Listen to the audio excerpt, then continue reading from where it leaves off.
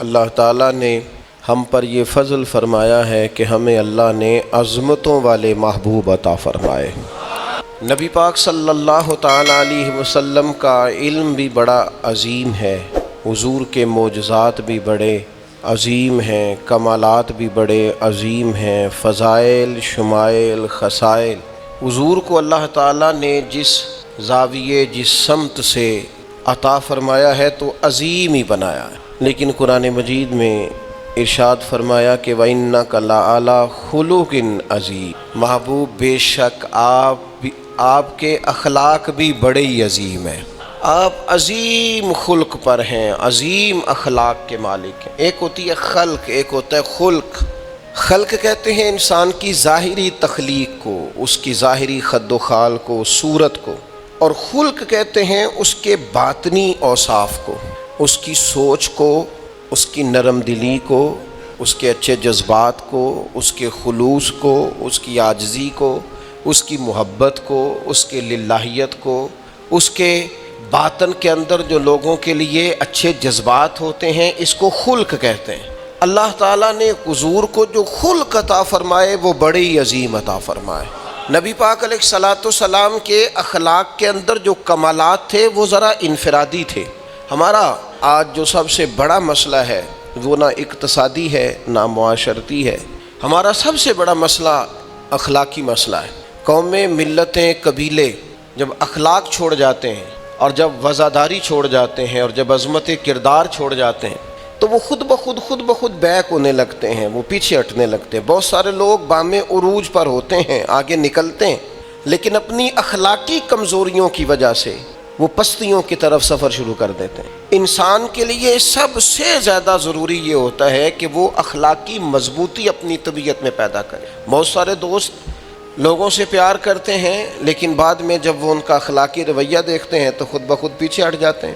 ایک ہوتا ہے دوست کا ہونا، احباب کا ہونا، ایک اپنے قریبی لوگ بھی، بہن بھائی بھی اور اولاد بھی انسان کی اخلاقی کمزوریوں کی وجہ سے اس سے پیچھے ہو جاتی۔ جب تک رویے میں، مزاج میں اخلاقی بلندی پائی جاتی، نبی پاک صلی اللہ تعالیٰ علیہ وسلم نے فرمایا تم میں سے بہترین مسلمان وہ ہے جس کے اخلاق زیادہ اچھے ہیں، جس کی عادات زیادہ عمدہ ہیں، جو عظمت کردار کا حامل ہے۔ مزاج میں وفاداری ہونی چاہیے، مزاج میں خیر خواہی ہونی چاہیے۔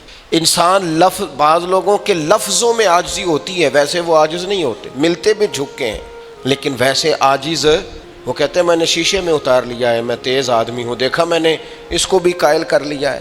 وہ لفظوں کے لحاظ سے، جھکاؤ کے لحاظ سے عاجز ہوتے ہیں، فی نفس سے ہی عاجز نہیں ہوتے۔ کچھ لوگ جملے کے لحاظ سے، اٹھنے بیٹھنے کے لحاظ سے، آؤ بھگت کے لحاظ سے خدمت گزار ہوتے ہیں، ویسے وہ خدمت گزار نہیں ہوتے۔ کچھ لوگ ایسے ہوتے ہیں جو اچھے جملے ترتیب دے کے کسی کو قائل تو کر لیتے ہیں، اس کو اپنی ہمدردی کا اظہار تو دلاتے ہیں، اشک شوئی تو کرتے ہیں، تسلی تشفی تو دیتے ہیں، ویسے خیر خواہ نہیں ہوتے۔ ویسے وہ بڑی اچھی دھیمی باتیں کر کے کہیں گے کہ یار کوئی مسئلہ نہیں، تو پریشان نہ ہو، تو ٹینشن نہ لے، میں تیرے ساتھ ہوں، پر نہیں نہ ساتھ ہوتے یار۔ زندگی میں وہ عجیب لمحہ تھا، وہ میرے ساتھ تھا پر میں تنہا تھا، ساتھ ہی تھا بندہ پر میں لوگوں کے ہجوم میں بھی اکیلا ہی تھا۔ اپنے اخلاقی رویے میں، خلق میں، مزاج میں، یعنی ڈھل جائے طبیعت انسان کی، اس کے رویے عمدہ ہو جائے اور یہ کام کشید نہ کرنا پڑے اسے۔ ہمارے علماء نے لکھا ہے خلق کا معنی یہ ہے کہ اچھے کام کرنے میں تکلیف نہ اٹھانی پڑے، خلق کا معنی یہ ہے کہ اچھے کام خود بخود بندے سے ہونے شروع ہو جائے، وہ خود بخود اچھے کاموں کی طرف اس کی طبیعت مائل ہو جائے، توجہ ہو جائے، اس کا مزاج بن جائے۔ یہ کب ہوتا ہے، کس وقت ممکن ہوتا ہے؟ جب آپ ہر وقت کی اخلاقی بلندی حاصل کرتے ہیں۔ نبی پاک صلی اللہ تعالیٰ علیہ وآلہ وسلم کا ایک طریقہ تھا کہ حضور کے مزاج میں اخلاق۔ بعض لوگ ایسے ہوتے ہیں جو بعض اوقات ایسی حرکت کرتے ہیں، ہوتے ہیں لوگ جو ایسی حرکت کرتے ہیں کہ سخت رد عمل کی ضرورت ہوتی ہے۔ بندے کا دل کرتا ہے نرا ڈانٹے نہ، ڈنڈا بھی پکڑ لے، کرتے ہیں بعض اوقات بعض دوست ایسے کا۔ اور پھر ایک اور بڑا خطرناک رویہ ہوتا ہے، آپ کو پتہ ہے اسلام نے سب سے زیادہ ناپسند کسے کیا؟ غیبت کو۔ آپ کسی کے خلاف، کسی کے قبیلے گھر کے خلاف کسی کونے میں کھڑے ہو کے بات کریں پہنچانے والے پہنچا دیتے ہیں، جو مزے لے کے سنتا ہے وہ مزے لے کے پہنچاتا بھی ہے، یہ پکی بات ہے۔ جس نے آپ کو ٹائم دیا نا سننے کا، وہ باز نہیں آئے گا، وہ پہنچائے گا بھی۔ آپ کی اخلاقی کمزوری نظر آ جائے گی، واضح ہو جائے گی، آپ سامنے والے اچھا کچھ لوگ وزادار ہوتے ہیں، انہیں پتہ چل جاتا ہے بندہ ٹھیک نہیں، لیکن پھر بھی وہ قبول کریں تو اس کا مطلب ہے وہ بندہ اعلیٰ ظرف ہے جس نے رکھا ہوا ہے۔ تو یہ سمجھتا میں چلاک ہوں، میں اپنی تیزی کے ساتھ گزارا کر رہا ہوں، وہ اعلیٰ ظرف ہے جس نے اتنا کچھ پتہ ہونے کے باوجود بھی تیرے لیے کوئی لفظ، وہ بندہ با اخلاق ہے، با مروت ہے، وزادار ہے، وفادار ہے۔ تو میرے عزیز، نبی پاک علیہ الصلوۃ والسلام نے ان اخلاق کی طرف ہماری توجہ دلائی ہے جن میں لوگ بچتے نہیں کہ یہ کام میں نے نہیں کرنا، مجھے کیا لگے، میرا کیا لینا دینا۔ مثلاً ایک تاجر تھا حضور کے زمانہ نور میں، وہ پھلوں کی تجارت کرتا تھا، مشکات شریف میں موجود، کسی وجہ سے اسے نقصان ہو گیا۔ تو انسان جب تجارتیں کرتا ہے، زندگی گزارتا ہے، تو جہاں اسے نفع ملتے ہیں وہاں کہیں کہیں اسے خسارے بھی ملتے ہیں۔ تو الگ بات ہے کہ ہم صرف نفعوں کے قائل ہوتے ہیں، خساروں کے قائل ہی نہیں ہوتے۔ وہ تاجر تھے، پھلوں کے تاجر تھے، بڑی اچھی تجارت کرتے تھے، کسی وجہ سے نقصان ہو گیا۔ اب وہ حضور کی بارگاہ میں آئے۔ ہمارے ہاں یہ ہوتا ہے کہ لوگ کہتے ہیں میرا کیا لینا دینا، بلکہ اگر کوئی بندہ اس طرح کا مسئلہ حل بھی کرا رہا ہو تو کہنے حضرت صاحب تو آڈا نہیں ہے کام۔ اس تاجر نے اس بارگاہ میں آ کے کہا جہاں جو آ جاتا ہے ہمیشہ بامراد ہی جایا کرتا ہے۔ یا رسول اللہ صلی اللہ تعالی علیہ وسلم، میں پریشان ہو گیا ہوں، اور پہلے جب آدمی مالدار ہوتا ہے تو دائیں بائیں رش بھی ہوتا ہے، اور جب اس طرح کے حالات ہو جائیں تو وہ جو بڑے قریبی ہوتے ہیں وہ بھی کئی دفعہ ساتھ چھوڑ جاتے ہیں۔ ساری عمر ہی آٹا گد ہے تے لکھاں کیتے پیڑے، اب وقت آیا ہی تے محمد بخشا کوئی نہیں ہو بیٹھا نیڑے، لوگ نکل جاتے ہیں۔ کمزور پڑ گیا بندہ بیچارہ، حضور کی بارگاہ میں عرض گزار ہوا یا رسول اللہ تکلیف میں ہوں۔ تاجر تھا، پھلوں کی تجارت کرتا تھا اور مشکات میں موجود۔ نبی پاک علیہ السلام نے دعا بھی فرمائی، کرم نوازی بھی فرمائی، رحمت بھی فرمائی، عطائیں بھی فرمائی، لیکن حضور نے نا صحابہ سے فرمایا سارے مل کے اپنے بھائی کی مدد کرو۔ تھوڑے پیسے کسی نے دیے، تھوڑے کسی نے دیے، تھوڑے کسی نے دیے، مل کے۔ اور ایسے لوگوں سے جو لوگ بڑے اس کام کے لیے ہر وقت ذہنی طور پر تیار رہتے تھے، ان لوگوں سے کہا اس کے ساتھ چلو، لیکن اس کا قرضہ ابھی بھی جتنا چڑھ گیا تھا اتنے پیسے جمع نہیں ہوئے تھے۔ اللہ کرے میں آپ کو سمجھاؤں، یہ بھی اخلاقی بلندی والا کام ہے کہ کسی شخص کی کمزوری میں اسے اٹھانا، گرتے ہوئے کو سنبھالنا، پھسلنے والے کو سہارا دینا، بکھرنے والے کو بکھرنے سے بچا لینا، ٹوٹنے والے کو ٹوٹنے سے بچا لینا، پریشان ہو جانے والے کو سمیٹ لینا۔ اللہ کے پیارے رسول صلی اللہ تعالی علیہ وسلم نے فرمایا اپنے بھائی کی مدد کرو۔ لوگوں نے مدد کی، لیکن اس حد تک اس کے پاس پیسے نہ ہوئے جتنا اس کا قرضہ تھا۔ اب حضور نے ان لوگوں کو بلایا جن کے اس نے پیسے دینے تھے، اور پیسے دینے والوں سے کہا کہ اس کے پاس اتنے ہیں، اتنے لے لو، اور چلو تم بھی کچھ نیکی کرو، کچھ لے لو کچھ چھوڑ دو۔ یہ کون کرا رہا ہے؟ رحمت للعالمین نبی۔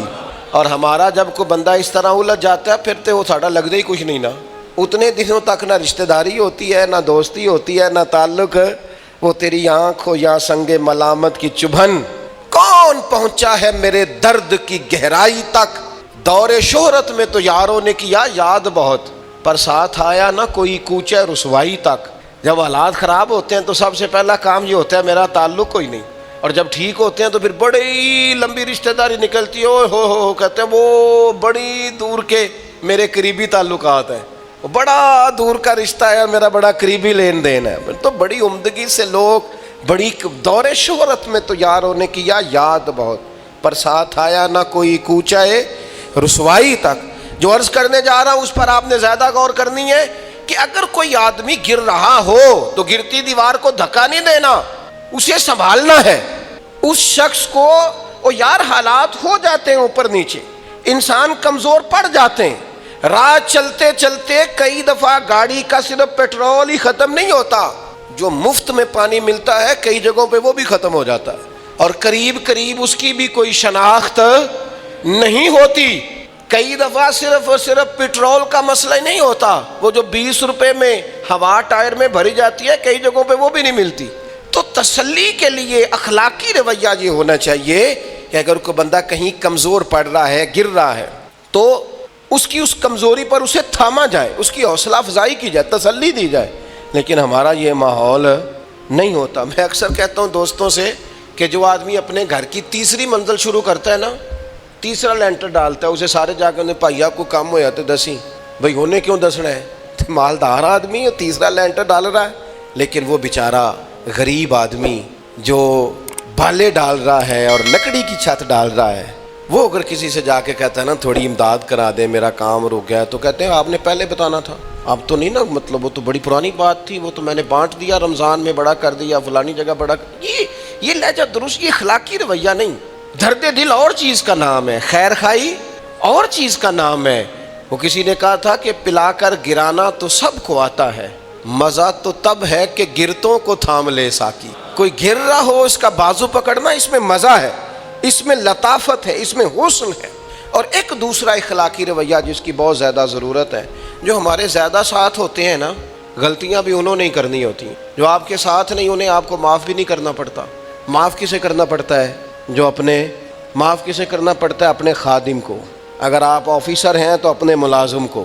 معاف کسے کرنا پڑتا ہے؟ اپنے بہن بھائیوں کو، رشتہ داروں کو، اہل خانہ کو۔ معاف کسے کرنا پڑتا ہے؟ اپنے شاگردوں کو، ارادت مندوں کو، دوست احباب کو، اپنوں کو معاف کرنا ہوتا ہے۔ کسی کے ساتھ آپ کا کئی دفعہ دوست آ جاتے ہیں، میں عمرے پہ جا رہا ہوں، کوئی غلطی ہوئی تو معاف کر دینا، تو میں کہتا ہوں مجھ سے آپ کیا معافی مانگیں گے، آپ ادب سے مل کے چلے جاتے ہیں۔ جن کے ساتھ آپ کا اٹھنا بیٹھنا ہے ان سے معافی مانگیں۔ جو زیادہ قریب رہیں گے غلطیاں بھی تو وہی کریں گے نا، جو روز مانتے ہیں، کسی وقت سستی بھی دکھاتے ہیں۔ تو معاف تو کرنا ہوتا ہے اپنوں کو۔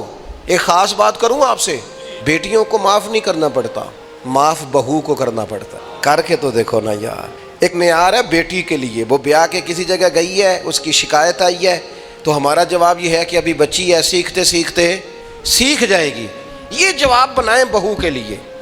اگر وہ غلطی کرے، اس کی ساس شکایت کرے، اس کا خاوند شکایت کرے، تو یہ بہو کے لیے بولیں کہ ابھی بچی ہے، سیکھتے سیکھتے۔ یہ بہو کے لیے بات کریں کہ بچی ہے، سیکھتے سیکھتے۔ یہ بہو کے لیے ضرورت ہے اس کی۔ بیٹی کے لیے تو اس کی ضرورت، بیٹی غلطی کرے تو اس کے وکیل بن جاتے ہیں۔ ساری زندگی ساس سسر اپنی بیٹی کے وکیل رہتے ہیں اور اپنی بہو کے جج بنے رہتے ہیں۔ اس کے لیے فیصلے سناتے ہو، اس کی وکالت کرتے ہو، یہ بیٹی نہیں کسی کی، اس کے جج بن گئے ہو، اس کے حق میں فیصلوں کا اعلان ہے، اس کے لیے وکالتوں کا اعلان ہے۔ چھ معنی دارت مسلمان کا یہ اخلاقی رویہ نہیں ہوتا۔ نبی پاک علیہ الصلوۃ والسلام نے ہمیں سبق دیا ہے، جو قریب رہنے والے ہیں انہیں ہی تو معاف کرنا ہے، دوسرے کو تو معاف کرنا ہی نہیں پڑتا۔ اپنوں کو ہی تو معافی کی ضرورت ہوتی ہے، چونکہ اپنوں نے ساتھ رہنا ہے۔ حضرت انس بن مالک رضی اللہ تعالیٰ عنہ یہ بڑے خوش نصیب خوش بخت انسان ہیں۔ کہتے میری اماں خود مجھے حضور کی بارگاہ میں چھوڑ گئی تھی کہ یا رسول اللہ یہ آپ کی خدمت کرے گا۔ کہتے میں نے 10 سال حضور کی نوکری کی ہے، نبی پاک نے کبھی اوف بھی نہیں کہا۔ بلکہ بخاری مسلم میں ایک انوکھی بات موجود ہے، فرماتے ہیں مجھے ایک دن حضور نے فرمایا جا یہ کام کر کے آ۔ کہتے میرے دل میں یہی تھا کہ فوراً جاؤں گا، اسی طرح لفظ موجود ہیں، میرے دل میں تھا جاؤں گا، کر کے آؤں گا۔ حضور نے فرمایا کر کے آ، دل میں پکا ارادہ تھا جاؤں گا، لیکن اپنی زبان سے میں نے کہا حضور میں نے کوئی نہیں جانا۔ یہ کیوں بات کی؟ یہ ذرا لاڈ کے ساتھ کی، یہ ذرا ناز کے ساتھ کی، یہ ذرا نا محبت کے ساتھ کی، یہ ذرا حضور جو پیار کرتے تھے نا اس پیار کو سامنے، حضور میں نے نہیں جانا۔ تو کہتے ہیں حضور تھپکی دے کے، یہ غلام سے بات ہو رہی، حضور فرمانے لگے چل نہ تجھے کہا ہے نہ جا کر کے آ۔ کہتے میں چلا گیا، اسی ارادے سے گیا تھا جاؤں گا، لیکن رستے میں جب میں گیا تو بچے کھیل رہے تھے، میں نے بھی کھیلنا شروع کر دی۔ کھیل رہا ہوں دیر ہو گئی، حضور نے بھیجا تھا کسی کام۔ اب جب زیادہ دیر ہوئی تو کریم گھر سے نکلے، اور جب حضور نے مجھے دور سے دیکھا اور مجھے کریم کے آنے کا پتہ چلا تو اب میں ڈرا، اب میرا انداز بڑا جدا گانا ہو گیا چونکہ حضور نے بھیجا تھا۔ یہ تو خادم کی بات ہے نا، اے سچی گل دسیا جی اپنا منڈا بھی کدے نہ جائے تھے، اور تینوں میں کلیا سی تو گیا کیوں نہیں؟ ناراض نہیں ہونا آپ نے، لیکن چلو بچہ ہے، کسی وقت دیر سویر بھی ہو ہی جاتی ہے، کیوں اتنی سختی کرتے ہیں؟ حضرت انس بن مالک کہتے ہیں جب حضور کو آتے دیکھا تو میں پوری طرح ڈر گیا، لیکن قریب محبوب جب میرے قریب آئے اور مجھے ڈرا ہوا دیکھا نا تو پھر رحمت للعالمین محبوب کی رحمت کا بادل چھایا، اور جب حضور مجھے دیکھ کے ہنسے نا بس وہ ہنس گئے اور میرا کام بن گیا۔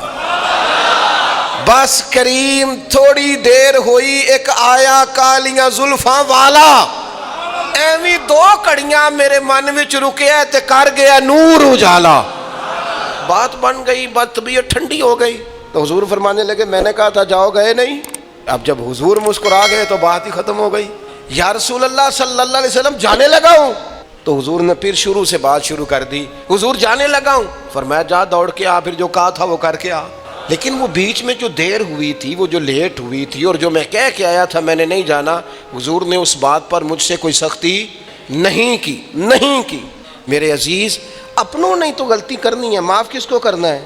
اپنوں کو. لیکن ہم نے باہر ساری دنیا کو معاف کر دیا ہے, اپنوں کو ہم معاف کرنے کو تیار نہیں. اپنوں کو معاف کرنا ہے, اپنوں سے درگزر. اور پھر آپ اگر کوئی دینی تعارف رکھتے ہیں, آپ نمازی ہیں, آپ حاجی صاحب ہیں, آپ بزرگ ہیں, آپ شیخ ہیں, تو پھر تو آپ کے اخلاق میں اور زیادہ وسعت ہونی چاہیے. جیسے جیسے بندے کی عمریں بڑھتے جائیں نا, ویسے ویسے اسے میٹھا ہونا چاہیے, کڑوا نہیں ہونا چاہیے. جیسے جیسے اس کی تسبیح بڑھتی جائے ویسے ویسے اس کا لہجہ بھی وسیع ہونا چاہیے. اس کے مزاج کے اندر دینی اگر آپ تعارف رکھتے ہیں تو پھر تو آپ کو, میں آپ سے عرض کروں, میں کئی دفعہ دوستوں سے شکوہ کرتا ہوں, میں کہتا ہوں یار ہم تو جو کہنا چاہتے ہیں وہ بھی نہیں کہہ سکتے. ہم تو سونا چاہتے ہیں, ڈھب سے سو نہیں سکتے, ڈھونڈتے پھرتے ہیں جگہ ملے کوئی آرام کرنے کو. کیوں؟ اس لیے کہ دینی تعارف رکھتے ہیں. آپ نے وہ دعویٰ ہی نہیں کرنا تھا, یہاں تے چٹی چادر لا دے نا کڑیے تے پین فقیراں دی لوئی, چٹی چادر تے پھر داغ لگیندا ہی تے لوئی نو داغ نہ کوئی. جب آپ کا دعویٰ ہے کہ ہم نے کام کرنا ہے اور بڑی اوپر والی سطح پہ کرنا ہے, تو پھر آپ آرام ڈھونڈتے پھریں, پھر آپ قرار ڈھونڈتے پھریں. تو یہ تو دو باتیں ہو گئی. ایک بات کرنی پڑے گی, دینی تعارف رکھنے والے آدمی نے اگر اس نے دین سکھانا ہے اپنے بچوں کو, اپنے گھر والوں کو, تو حسن اخلاق سے سکھائے گا. وہ اگر ڈنڈا پکڑ لے ہر وقت, سختی بھی کریں جہاں ضرورت ہو, لیکن اگر اس کا لہجہ ہی ہمیشہ کے لیے تلخ ہو جائے گا تو وہ کبھی بھی دین سکھانے میں کامیاب. انسان بہت سارے دینی غلطیاں کرتے ہیں. میں بہت سارے لوگوں کو دیکھتا ہوں, وہ اس طرح تنقید کر رہے ہوتے ہیں جیسے انہوں نے پہلے اسے پورا درس نظامی پڑھایا ہے, اصول پڑھائے ہیں, تو اب غلطی کر رہا ہے تو تنقید کر رہے ہیں. بھئی عام آدمی ہے, اس سے غلطی ہوگی. بڑی اہم بات بھی, بہت بڑا آدمی بنیادی بات سے بھی کسی وقت ناآشنا ہو سکتا ہے, لیکن آپ کے لہجے میں سختی ہے, آپ بات کرتے ہیں تو تلخ کرتے ہیں. آپ سے کوئی دینی کلام کیا جاتا ہے تو آپ سخت ہیں. دینی لوگوں کو چاہیے کہ وہ دین سکھائیں تو اس میں بہت زیادہ اخلاق کا خیال رکھیں. غلطیاں کریں گے لوگ. اگر آپ عالم ہیں اور آپ کے پاس کوئی دینی معلومات ہیں تو پھر آپ کو اس کی خوبصورتی کا بھی پتہ ہونا چاہیے. آپ نے حضرت معاویہ بن حکم رضی اللہ تعالیٰ عنہ کہتے ہیں, میں نے حضور کی مسجد شریف میں نماز پڑھی تو ایک شخص کو نا چھینک آئی, یہ بھی بخاری مسلم میں موجود. تو میں نے نماز میں کہہ دیا یرحمک اللہ, یہ چھینک آنے کا جواب ہوتا ہے, میں نے یہ نماز میں کہہ دیا. تو اب بہت سارے لوگ مجھے گھورنے لگ گئے, کچھ نے اپنے ہاتھ بھی مارے زانوں پر کہ یہ کیا کر رہے ہو, نماز میں بول رہے ہو. فرماتے ہیں نماز مکمل ہوئی, اور یہ لفظ ہے حضرت معاویہ بن حکم رضی اللہ تعالیٰ عنہ کے, فرمانے لگے قسم اللہ کی میں نے حضور سے بہتر سمجھانے والا نہ پہلے کبھی دیکھا ہے نہ بعد میں کبھی دیکھا. فرماتے ہیں نہ حضور نے مجھے مارا نہ ڈانٹا, بلکہ جس طرح ایک بچے کو گویا ٹریٹ کیا جاتا ہے, سمجھایا جاتا ہے. حضور فرمانے لگے اللہ کے بندے, نماز میں کوئی اور بات نہیں کرنی چاہیے, صرف اللہ کی تسبیح پڑھنی چاہیے, اس کے اسماء کا ذکر کرنا چاہیے یا قرآن پاک پڑھنا چاہیے. نماز میں کوئی اور کلام کرنے کی اجازت نہیں ہے. ہمارے ہاں لوگ دینی مسئلہ سمجھاتے ہیں تو اتنا ان کے مزاج میں تلخی ہوتی ہے بعض اوقات, اللہ ماشاءاللہ. کچھ لوگوں کی طبیعت اتنی کرخت ہوتی ہے, بچہ نماز پڑھ رہا ہے اور حاجی صاحب اس کے ساتھ کھڑے نماز پڑھ رہے ہیں, لیکن وہ اس کو کھڑا کر رہے ہیں تو یوں کندھے سے ہلا کے, تینوں آج تک نہیں پتہ نماز ہے کہ یہ آپ دین سکھا رہے ہیں.